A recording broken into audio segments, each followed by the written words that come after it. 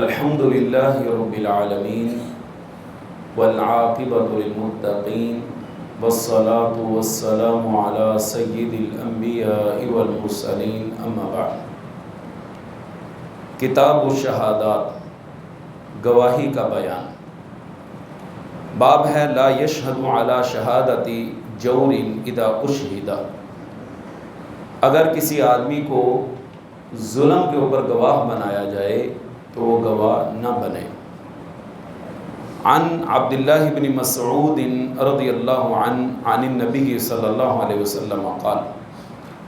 سیدنا عبداللہ بن مسعود رضی اللہ عنہ نبی کریم صلی اللہ علیہ وسلم سے روایت کرتے ہیں کہ آپ صلی اللہ علیہ وسلم نے فرمایا خیر الناس قرنی، زمانے میں سب سے بہترین زمانہ میرا ہے۔ ثم الذین یلونہم، پھر ان لوگوں کا زمانہ بہتر ہے جو میرے بعد آئیں گے۔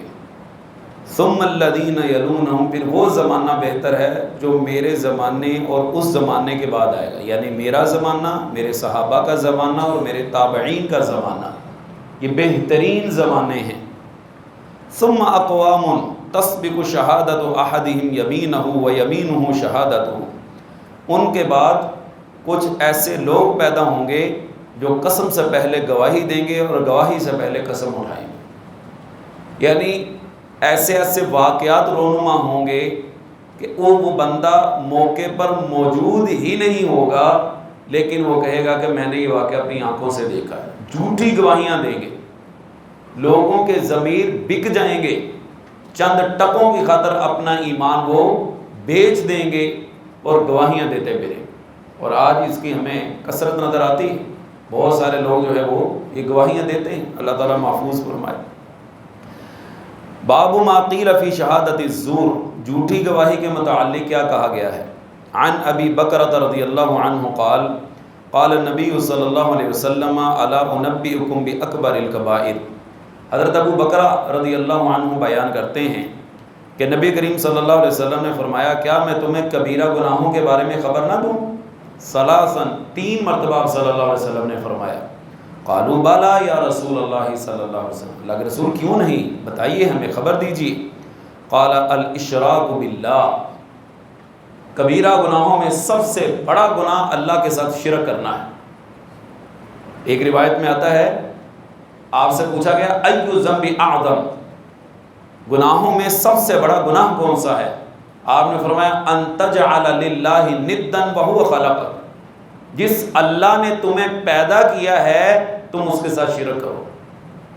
جو اختیارات اس مالک کے ہیں، انسان کو پیدا کرنا، بیٹے بیٹیاں دینا، ہوا چلانا، بارش دینا، رزق دینا، دنیا کے نظام کو چلانا، یہ اٹھا کے اللہ کی مخلوق کو دے دینا کہ فلاں بیٹے دیتا ہے، فلاں اولاد دیتا ہے، فلاں جو ہے وہ اندھیری چل رہی ہو تو اس کو باندھ دیتا ہے، فلاں کے دربار پہ جاؤ تو بڑا کچھ ملتا ہے، فلاں کے جگہ حاضری دو تو یہ کچھ ملے گا۔ یہ سارے اختیار اس خالق و مالک کے اٹھا کر اس کی مخلوق کو دے دینا، یہ شرک ہے۔ اور فرمایا گناہوں میں سب سے بڑا گناہ یہ ہے۔ اور شرک کی آپ حساسیت کا اندازہ اس بات سے لگا دیں کہ رسول اللہ صلی اللہ علیہ وسلم نے فرمایا، اللہ سبحانہ وتعالیٰ فرماتے ہیں، حدیث قدسی ہے، یبن آدم، اے آدم کے بیٹے، تو اگر زمین و آسمان کے برابر گناہ لے کے آ جائے، زمین سے آسمان تک کا جو فاصلہ ہے تقریباً 500 سال کا ہے، فرمایا زمین و آسمان کے برابر اور جو اس کے درمیان خلا ہے، زمین اور اوپر تک خلا اور سارا آسمان، اس کے برابر تو گناہ لے کے آ جا، اگر اس میں رتی برابر بھی شرک نہ ہوا، میں تیرے سارے گناہ معاف کر دوں گا اور مجھے کوئی پوچھنے والا نہیں ہے، لا ابالی، مجھے کوئی پرواہ نہیں۔ لیکن اگر ایک ذرہ برابر بھی شرک ہوا، اللہ سبحانہ وتعالیٰ فرماتے ہیں ان اللہ لا یغفر ان یشرک بہ ویغفر ما دون ذلک لمن یشاء، اللہ شرک وہ کبھی معاف نہیں کرے گا، اس کے علاوہ باقی چاہے سارے گناہ معاف کر دے۔ ظاہری سی بات ہے، آپ ذرا ایک مثال کے ذریعے سمجھیے، ایک آدمی شادی شدہ ہے، وہ اپنے گھر میں جاتا ہے، اس کی اہلیہ چارپائی پہ یا بیڈ پہ بیٹھی اور اس کے ساتھ کوئی غیر اجنبی آدمی بیٹھا ہے جس کو آپ جانتے پہچانتے نہیں. ایک ہے اس کا بھائی، اس کا ماموں، کوئی رشتہ دار ہیں جاننے والے، ایک غیر آدمی اس کے ساتھ بیٹھ گیا. آپ کا خون کھولے گا کہ نہیں؟ آپ کی غیرت جاگے گی کہ نہیں؟ آپ کہیں گے تیری جرت کیسے ہوئی، یہ میرا ہمسر کہاں سے آ گیا، یہ جو ہے وہ میرا ایک خاص تعلق ہے تو یہ تیرے ساتھ کیسے بیٹھ گیا. یعنی فرش کے اوپر انسان کو اپنا شریک گوارا نہیں ہے تو عرش پہ بیٹھے ہوئے ذات کو کیسا اپنا شریک گوارا ہو سکتا ہے. سورہ کہف میں پڑھ کے دیکھیے، آپ حیران ہوں گے. قرآن پاک کے اندر 6636 آیات ہیں. کتنی ہیں جی؟ عام طور پر معروف 6666 ہیں، لیکن 6636 آیات. ان میں تقریباً لگ بھگ 500 کے قریب آیات احکام کے اوپر مشتمل ہیں. احکام سمجھتے ہیں؟ لین دین کے معاملات، طلاق کے معاملات، نکاح کے معاملات، معاشرتی مسائل، معاشرے میں رہنا ہے تو کس انداز کے ساتھ رہنا ہے. یہ تقریباً لگ بھگ 500 کے قریب آیات ہیں جن کے اندر احکام و مسائل ذکر ہوئے ہیں. باقی جو 6000 سے اوپر آیات اس میں کیا بیان ہوا ہے؟ توحید بیان ہوئی. ان میں توحید بیان ہوئی. حضرت معاذ رضی اللہ تعالیٰ عنہ کو نبی علیہ السلام نے الفاظ فرمائے تھے، فرمایا تھا یا معاذ لا تشرک باللہ، اللہ کے ساتھ شرک نہ کر. ان قتلت او حرکت، تیرے ٹکڑے ٹکڑے کر دیے جائیں، تجھے زندہ جلا دیا جائے، اللہ کے ساتھ شرک نہ کر. اپنے ٹکڑے کروانا گوارا کر لینا، زندہ اپنے آپ کو جلا دینا یہ گوارا کر لینا، لیکن خالق و مالک کے ساتھ شرک نہ کرنا. بعض لوگ کہتے ہیں جی نبی علیہ الصلوۃ والسلام نے نا فرمایا تھا کہ مجھے اپنی امت کے بارے میں شرک کا ڈر ہی کوئی نہیں. یہ آپ نے حضرات صحابہ کے بارے میں کہا تھا کہ تمہارے بارے میں مجھے کوئی ڈر نہیں ہے کہ تم شرک کرو گے، تمہاری میں نے اس انداز کے ساتھ تربیت کر دی. اچھا جی پھر اس حدیث کا مفہوم کیا ہے؟ یہ صحابہ کے بارے میں فرمایا. ورنہ قرآن کی آیت ہے وَمَا يُؤْمِنُ أَكْثَرُهُم بِاللَّهِ إِلَّا وَهُمْ مُشْرِكُونَ. بہت سارے لوگ اللہ کے اوپر ایمان رکھتے ہیں اور ساتھ میں شرک بھی کرتے ہیں. اس آیت کا کیا ترجمہ اور مفہوم ہوا؟ اس لیے اپنے ایمان کی انسان کو حفاظت کرنی چاہیے. ہمارے پنجابی میں کہتے ہیں مرنو مر جائے لیکن اللہ تعالیٰ شرک نہ کرے. اتنا یہ کبھی عمل ہے کہ اللہ سبحانہ و تعالیٰ فرماتے ہیں میں نے یہ نہیں معاف کرنا، باقی سارے گناہ میں معاف کرنا. اللہ تعالیٰ ہمیں اس سے بچا کے رکھے. نمبر 2 وعقوق الوالدین، والدین کی نافرمانی یہ بھی کبیرہ گناہ ہے.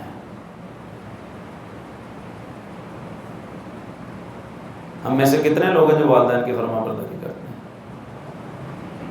ماں نے کوئی کام کہا، باپ نے کوئی کام کہا، بھائی آپ کو نہیں پتا، مجھے زیادہ پتا ہے. بھائی چپ کر کے بیٹھ جائیں. آپ کو کہا ہے نا میرے کسی معاملے کے اندر ٹانگ نہ اڑایا کریں، بولا نہ کریں، آپ کو زیادہ پتا ہے. زمانہ بدل گیا، آپ کا زمانہ فلاں تھا فلاں تھا فلاں تھا، اب یہ لیٹسٹ زمانہ ہے، یہ جدید زمانہ ہے، جدید زمانے کے جدید تقاضے ہیں. آپ کو نہیں ان کا پتا، ہمیں زیادہ پتا ہے. بیٹا ایسے نہیں ایسے کر لو، ابا جی آپ کو نہیں پتا، بیٹا جی ایسے نہیں ایسے کر لو.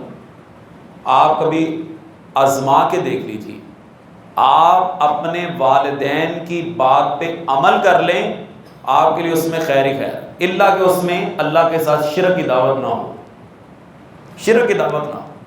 ورنہ آج کل اکثر یہ فون آتے ہیں، والدین بھی بتاتے ہیں ہماری اولاد ہماری بات ہی نہیں مانتے. بیٹا کہاں جا رہے ہو؟ تانوں نہ کی جتنے مرضی جاؤ. وہ بیٹا آدھی رات گھر سے باہر نہیں جاتے، تسی سو آرام نہ، تسی روٹی کھا لی نا، میری فکر چھاڑ دو. بیٹا تم موٹر سائیکل چلاتے ہو ذرا دھیان سے چلایا کرو، وہ تہاڈے نالوں بہت تجربہ بنو چلونی ہوتی، تسی بے فکر ہو کے سو. پھر اگلے دن خبر آتی ہے کہ وہ اللہ معاف فرمائے موت کا شکار ہو چکا ہے. ماں باپ کو کس بات کی تکلیف ہے، کس جرم کی سزا دے رہے ہیں آپ یہ کام کر کے؟ مجھے آج بھی یاد ہے 2 سال پہلے کی بات ہے، رمضان کا مہینہ تھا. ایک لڑکا وہ ٹریکٹر چلا رہا تھا کھیتوں میں، وہ جھٹکا دے دے کے چلا رہا. باپ کہنے لگا پتر دھیان سے چلاؤ. وہ کہتا ابا کوئی نہیں خیر ہے، منڈے گنڈے کیڑی گل. کہتا بیٹا دھیان سے، یہ سواری بڑی ذرا خطرناک ہے، دھیان سے. نہیں ہٹا، وہ یکدم سے جھٹکا مارا اور ٹریکٹر جناب تھوڑا سا اوپر اٹھا، ان بیلنس ہوا، نیچے گر گیا، وہ ریس پہلے سے زیادہ تھی، وہ جو پیچھے لگا ہوتا ہے جو مٹی کو زرخیز کرتا ہے جنگلہ سا، اس کے نیچے آ کے مر گیا، اس کے نیچے آ کے مر گیا۔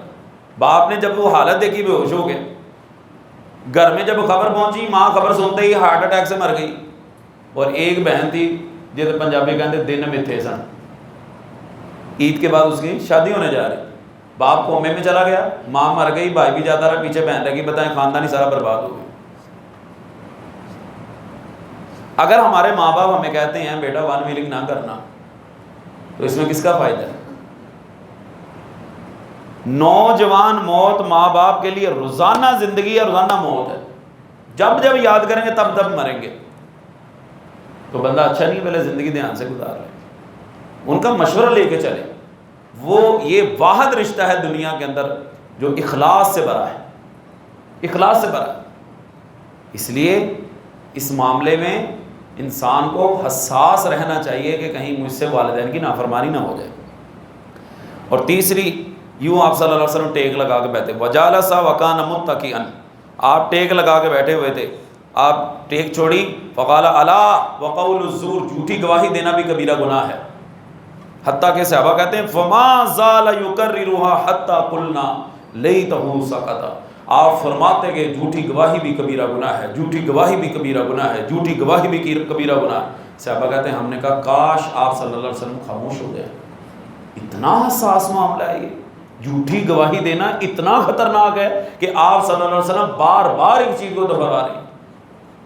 آپ صلی اللہ علیہ وسلم تو ایک بار کہیں تو معاملے کی حساسیت واضح ہو گئی، لیکن اگر بار بار کہہ رہے ہیں تو اس کا مطلب یہ معاملہ انتہائی حساس ترین مسئلہ ہے جھوٹی گواہی دینا۔ لیکن ہمارے ہاں کام ہی کوئی نہیں، پتہ کیا کہتے ہیں، میرے کھبے ہاتھ تک کمال ہوں، یہ دیکھیے این مسئلہ حل ہوئے گا۔ جب اللہ کے ہاں دربار میں جانا نا، پھر وہاں پہ مسئلے کھڑے ہی ہونے ہیں، مسئلے حل نہیں ہونے ہیں۔ اگلا مسئلہ ہے جی کیا نبینا آدمی کی گواہی قابل قبول ہے؟ اس کا کوئی حکم دینا یا کسی کا نکاح پڑھانا، خرید و فروخت کرنا وغیرہ وغیرہ۔ سید عائشہ رضی اللہ تعالیٰ عنہ بیان کرتی ہیں سمع النبی صلی اللہ علیہ وسلم رجلا یقرأ فی المسجد، نبی علیہ الصلوۃ والسلام نے ایک آدمی کو دیکھا وہ مسجد کے اندر قرآن پاک کی تلاوت کر رہا تھا، فقال رحم اللہ، اللہ تعالیٰ اس بندے پہ رحم فرمائے، لقد اذکرنی کذا و کذا آیا، اس نے فلاں فلاں جو ہے نا جو میں بھول گیا تھا مجھے یاد دلا دی۔ کیا مطلب؟ نبی علیہ الصلوۃ والسلام بھی بھول جایا کرتے تھے، آپ کیا فرما رہے ہیں، فلاں جو مجھے بھول چکی تھی اس نے مجھے یاد کروا دی، اللہ اس پہ رحم فرمائے۔ تو بھول جانا یہ نبوت کے منصب کے خلاف نہیں ہے۔ دوسرا، آپ صلی اللہ علیہ وسلم نے اس آدمی کو دیکھے بغیر اس کی آواز کے اوپر اعتماد کر لیا، اس کو دیکھا نہیں ہے، لہذا اگر کوئی آدمی آنکھوں سے نابینا ہے تو اس کی گواہی قابل قبول ہے اگر اس کی آواز جانی پہچانی ہو۔ ایک معاملہ اس نے دیکھا نہیں ہے، اس کے معاملے میں اس کی گواہی داری بات ہے وہ قابل قبول نہیں ہوگی۔ وعنہا رضی اللہ عنہ فی روایت قال تہجد النبی صلی اللہ علیہ وسلم فی بیتی، فرماتی ہیں کہ میرے گھر میں رسول اللہ صلی اللہ علیہ وسلم تہجد کی نماز پڑھی، فسمع صوت عباد یصلی فی المسجد، ایک صحابی تھے حضرت عباد رضی اللہ عنہ، وہ مسجد کے اندر نماز پڑھ رہے تھے، فقال یا عائشہ اصوت عباد ھذا، کیا یہ عباد کی آواز ہے؟ قلت نعم، جی ہاں۔ قال اللہم ارحم عبادا، اے اللہ عباد کے اوپر رحم فرما۔ کتنے خوش نصیب لوگ تھے جن کو نبوت والی مبارک زبان سے دعا نہیں ملی ہوئی۔ آپ دعا لینا چاہتے ہیں؟ مل سکتی ہے آپ کو بھی۔ نبی علیہ السلام کی دعا کون کون لینا چاہتا ہے؟ سارے لینا چاہتے ہیں، آج بھی مل سکتی۔ نبی علیہ السلام نے فرمایا اللہ تعالیٰ اس آدمی کے چہرے کو تر و تازہ رکھے جو میری بات سن کے آگے پہنچاتا ہے۔ آپ جو حدیثیں سنتے ہیں نا اس کو آگے پہنچا دیں، آپ بھی نبی علیہ السلام کی دعا کے مستحق بن سکتے ہیں۔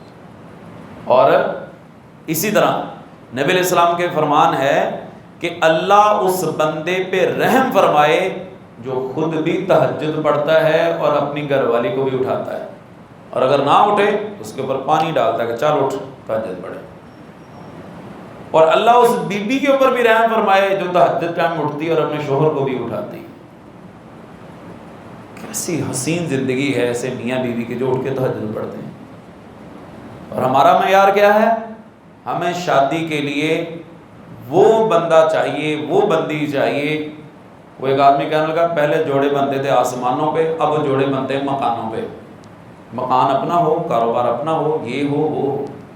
آج سے کچھ سال پہلے کی بات ہے، سعودی عرب کے اندر ایک آدمی کی شادی ہوئی، اور اس آدمی نے حق مہر کے اندر رقم جو مقرر کی 50 لاکھ ریال تھا، 50 لاکھ ریال۔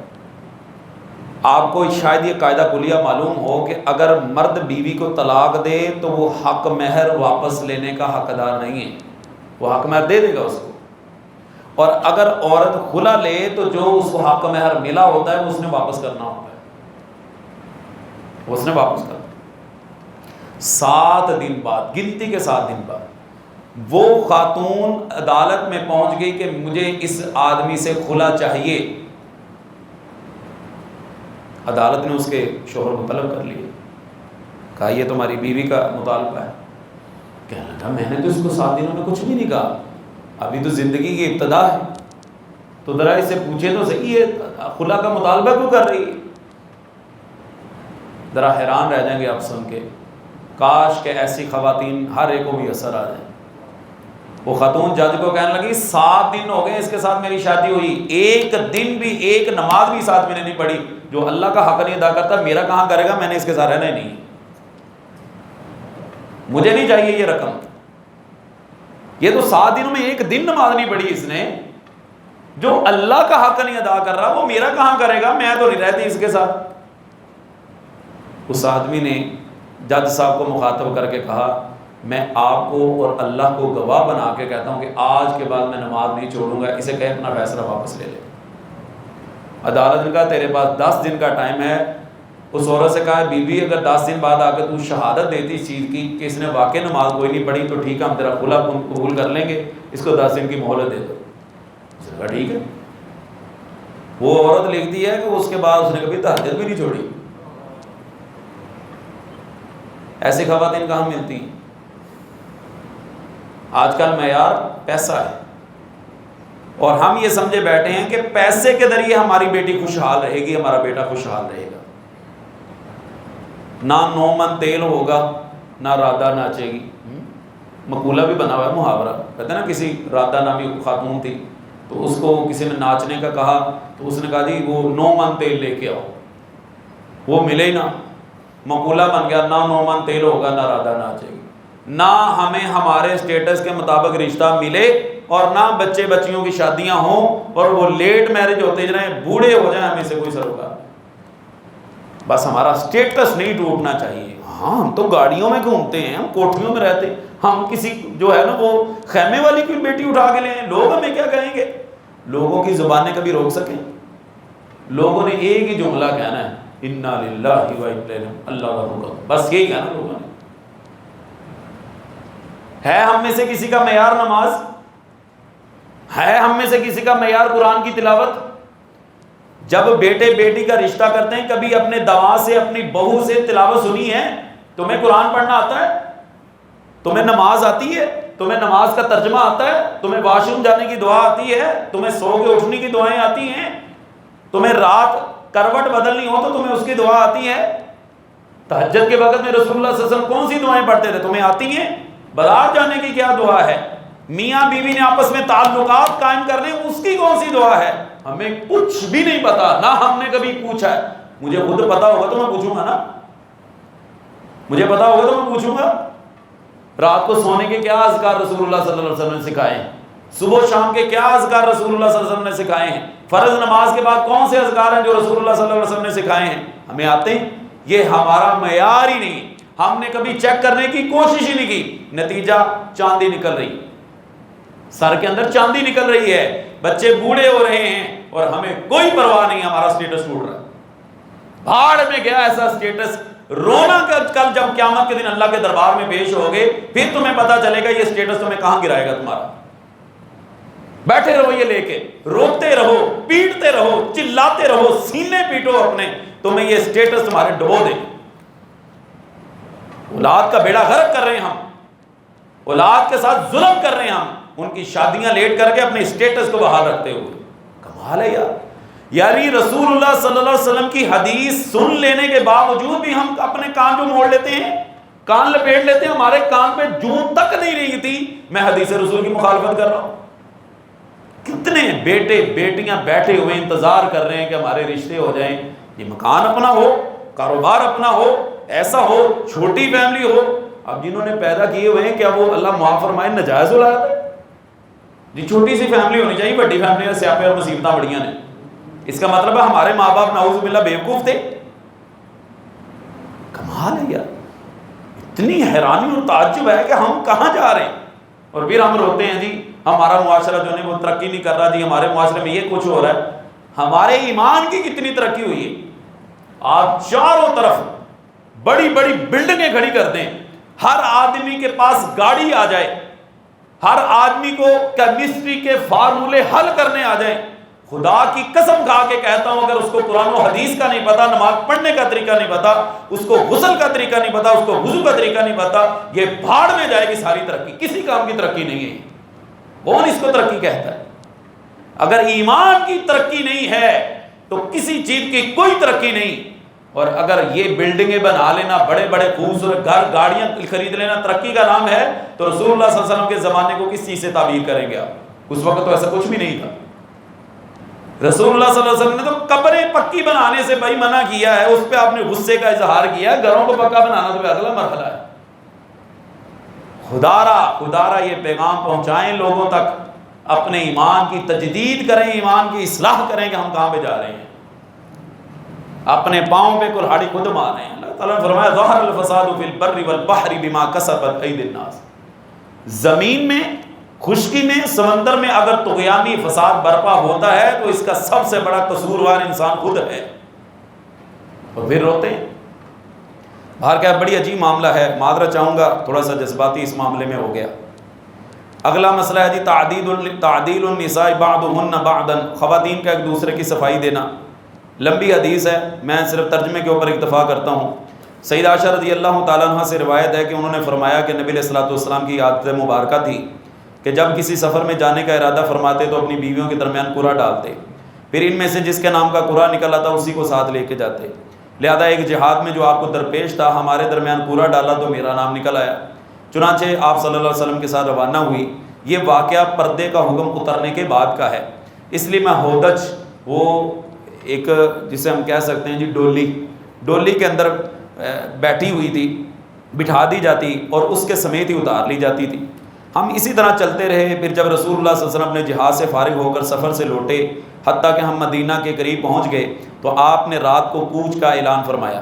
جب لوگوں نے یہ اعلان سنا تو میں بھی کھڑی ہو گئی اور قضائے حاجت کے لیے چلی گئی، حتیٰ کہ لشکر سے آگے گزر گئی۔ لیکن جب میں نے اپنی حاجت سے فارغ ہو کر کجاوے کے پاس آئی، سینے پر جو ہاتھ پھیرا تو معلوم ہوا کہ ظفار کے کالے نگینوں والا میرا ہار کہیں گم ہو گیا ہے۔ بس میں اپنے ہار کو ڈھونڈتی ہوئی واپس گئی، مجھے اس کی تلاش میں دیر ہو گئی۔ پھر جو لوگ میری ڈولی اٹھاتے تھے وہ آئے، انہوں نے میری ڈولی اٹھا کر میرے اونٹ پر رکھ دی جس پر میں سوار ہوتی تھی، کیونکہ وہ لوگ سمجھتے تھے کہ میں اس میں موجود ہوں۔ اس زمانے میں عورتیں ہلکی پھلکی ہوا کرتی تھیں، باری برکم نہ تھیں، ان کے جسم پر زیادہ گوشت نہ ہوتا تھا اور وہ کھانا بھی تھوڑا کھاتی تھیں۔ تو جب لوگوں نے میری ڈولی اٹھائی، اسے معمول کے مطابق بوجھل خیال کر کے اٹھا لیا اور اسے اونٹ پر لا دیا۔ اس کی ایک وجہ یہ بھی تھی کہ میں اس زمانے میں کم سن لڑکی تھی۔ خیر وہ اونٹ کو ہانک کر روانہ ہو گئے۔ لشکر کے نکل جانے کے بعد مجھے ہار مل گیا۔ جب میں ان کے مقام میں پڑاؤ پر آئی تو وہاں کوئی بھی نہیں تھا۔ پھر میں نے اپنی اس جگہ پر جانے کا ارادہ کر لیا جہاں میں پہلے تھی، کیونکہ میرا خیال تھا کہ وہ لوگ جلد ہی مجھے تلاش کریں گے تو میرے پاس اسی جگہ لوٹ کر آئیں گے۔ پھر جب میں بیٹھی ہوئی تھی، نیند سے میری آنکھیں باری ہونے لگی اور میں سو گئی۔ حضرت صفوان بن معطل سلمی زکوانی رضی اللہ عنہ جو لشکر کے پیچھے آ رہے تھے، ان کی رسول اللہ صلی اللہ علیہ وسلم نے ڈیوٹی لگائی تھی کہ تم نے لشکر کے پیچھے پیچھے آنا، اگر کوئی چیز رہ جائے تو وہ تم نے اٹھا کے لے کے آنی۔ وہ صبح کو میری جگہ پر آئے، انہوں نے ایک آدمی سوتا ہوا دکھائی دیا تو میرے پاس آ گئے۔ وہ مجھے حجاب کے حکم سے پہلے دیکھ چکے تھے، لہذا مجھے پہچان گئے اور میں ان کے انا للہ و انا الیہ راجعون پڑھنے کی آواز سن کر بیدار ہو گئی۔ انہوں نے اپنا اونٹ بٹھا دیا اور اس کی اگلی ٹانگ پر پاؤں رکھ کر چنانچہ میں سوار ہو گئی، اور وہ میرے اونٹ کو ہانکتے ہوئے پیدل یا چلتے رہے، اور ہم قافلے میں ٹھیک دوپہر کے وقت پہنچے جب وہ لوگ آرام کے لیے لیٹ چکے تھے۔ اب جس کی قسمت میں تباہی تھی وہ تباہ ہوا، اور تہمت لگانے والوں کا سردار عبداللہ بن ابی ابن سلول منافق تھا، جب ہم مدینہ پہنچ گئے تو میں 1 ماہ تک بیمار رہی اور لوگ اس طوفان کا چرچا کرتے رہے۔ مجھے اپنی بیماری کے دوران یوں شک پیدا ہوا کہ میں اپنے اوپر نبی علیہ الصلوۃ والسلام کی وہ مہربانیاں نہیں پاتی تھی۔ اندازہ کیجئے 16 سے 17 سال کی عمر ہے اور شوہر کے مزاج کا پتہ ہے کہ رسول اللہ صلی اللہ علیہ وسلم کا میرے ساتھ وہ معاملہ نہیں ہے۔ ہماری بیٹیاں ماشاءاللہ 25 سال کی ہو جاتی ہیں، پھر وہ کہتے ہیں بچی نوں پتہ ہی نہیں ہے کسی کا۔ وہ جو بیماری کے وقت آپ کی طرف سے ہوا کرتی تھی، اب آپ صرف تشریف لاتے، سلام کرتے اور کہتے کہ تم کیسی ہو، مجھ کو اس طوفان کی خبر تک نہ۔ منافقین نے بڑا جناب تہمت لگا دی سیدہ عائشہ رضی اللہ تعالیٰ کے اوپر، بڑا طوفان کھڑا کیا، یہاں تک کہ میں ناتواں ہو گئی، کمزور ہو گئی۔ ایک بار میں اور حضرت مستہ کی ماں رضی اللہ عنہ مناسے کی طرف گئیں، جہاں رات کو قضائے حاجت کے لیے جایا کرتے تھے۔ ان دنوں ہمارے گھروں کے نزدیک بیت الخلاء نہ تھے۔ ہمارا معاملہ جنگل جانے یا قضائے حاجت کرنے کی بابت قدیم عرب کی مثل تھا۔ خیر میں اور مستہ رضی اللہ عنہ کی ماں جو ابو رحم کی بیٹی تھی، دونوں جا رہی تھی کہ وہ اچانک چادر میں اٹک کر پھسلی، کہنے لگی ہائے مستہ تباہ ہو گیا۔ میں نے کہا تم نے برا کہا کہ تم اس شخص کو گالی دیتی ہو جو جنگ بدر میں شریک ہو چکا ہے۔ انہوں نے کہا اے بھولی بالی، تجھے خبر بھی ہے لوگوں نے کیا طوفان اٹھا رکھا ہے؟ پھر انہوں نے مجھے اہل افق کی گفتگو سے مطلع کیا۔ اس سے میری بیماری میں مزید اضافہ ہو گیا۔ جب میں اپنے گھر پہنچی تو رسول اللہ صلی اللہ علیہ وسلم میرے پاس تشریف لائے، آپ نے سلام کیا اور پوچھا اب کیا حال ہے؟ میں نے عرض کیا مجھے والدین کے پاس جانے کی اجازت دیجیے۔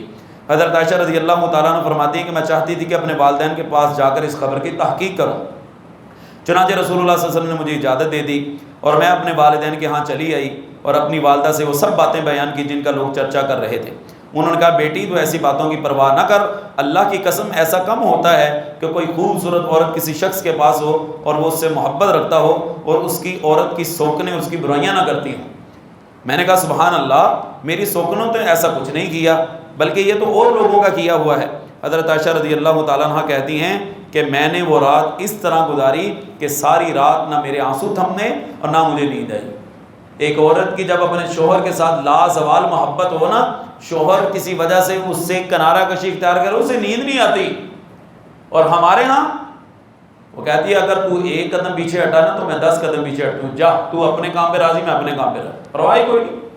رشتے کی نزاکت کا پتہ ہو تو تب یہ احساس پیدا ہونا۔ جب صبح ہوئی تو رسول اللہ صلی اللہ علیہ وسلم نے حضرت علی رضی اللہ عنہ اسامہ بن زید رضی اللہ عنہ کو بلا بھیجا، کیونکہ اس وقت کوئی وحی آپ پر نہیں اتری تھی۔ آپ نے ان سے صلاح مشورہ کیا کہ کیا میں اپنی اہلیہ کو چھوڑ دوں؟ حضرت اسامہ نے رسول اللہ صلی اللہ علیہ وسلم کی دلی کیفیت کہ آپ اپنی ازواج مطہرہ سے محبت فرماتے تھے اس کے مطابق مشورہ دیا اور عرض کیا اللہ کے رسول وہ آپ کی بیوی ہیں، اللہ کی قسم ہم ان میں اچھائی کے علاوہ اور کچھ نہیں جانتے۔ لیکن حضرت علی رضی اللہ تعالیٰ نے کہا یا رسول اللہ صلی اللہ علیہ وسلم اللہ نے آپ پر ہرگز تنگی نہیں کی اور عورتیں ان کے سوا اور بھی بہت ہیں۔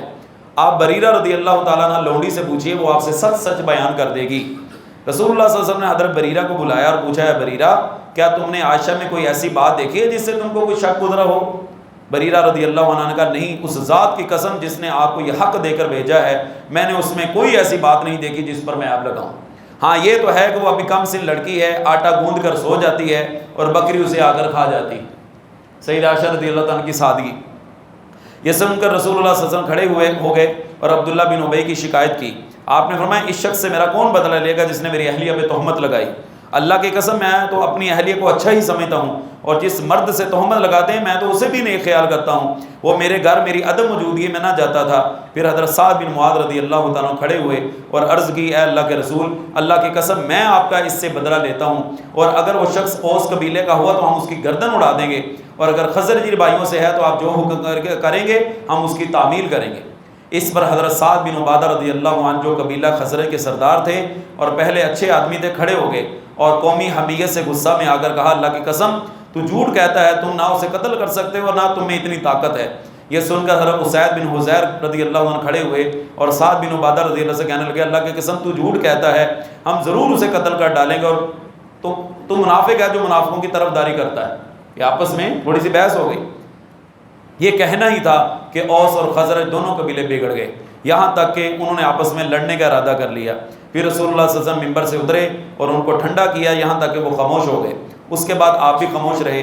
حضرت عائشہ رضی اللہ تعالیٰ عنہ کا بیان ہے کہ میں پورا دن روتی رہی، نہ آنسو تھمے اور نہ مجھے نیند آئی تھی۔ صبح کو میرے والدین میرے پاس آئے، میں 2 راتیں اور 1 دن سے مسلسل رو رہی تھی، اور میں خیال کرتی تھی کہ یہ میرا رونا میرے کلیجے کو شک کر دے گا، چیر کے رکھ دے گا۔ حضرت عائشہ رضی اللہ تعالیٰ عنہ کا بیان ہے کہ والدین میرے پاس ہی بیٹھے تھے اور میں رو رہی تھی۔ اتنے میں ایک انصاری عورت نے اندر آنے کی اجازت طلب کی تو میں نے اجازت دے دی، پھر وہ بھی میرے ساتھ بیٹھ کر رونے لگی۔